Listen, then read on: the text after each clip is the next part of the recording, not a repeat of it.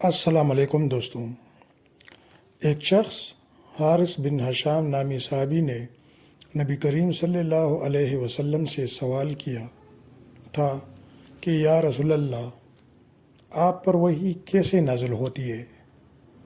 آپ صلی اللہ علیہ وسلم نے فرمایا کہ وحی نازل ہوتے وقت کبھی مجھ کو گھنٹی کی سی آواز محسوس ہوتی ہے، اور وحی کی یہ کیفیت مجھ پر بہت شاق گزرتی ہے۔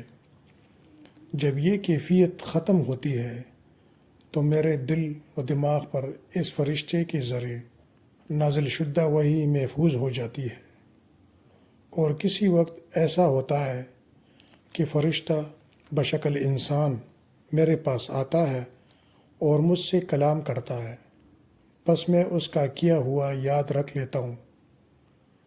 عائشہ رضی اللہ تعالیٰ عنہ کا بیان ہے کہ میں سخت کڑاکی کی سردی میں نبی کریم صلی اللہ علیہ وسلم کو دیکھا ہے کہ آپ صلی اللہ علیہ وسلم پر وحی نازل ہوئی، اور جب اس کا سلسلہ موقوف ہوا تو آپ صلی اللہ علیہ وسلم کی پیشانی پسینے سے شرابور تھی۔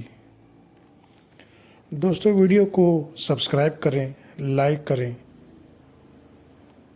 ملتے ہیں اگلی ویڈیو میں۔ خدا حافظ۔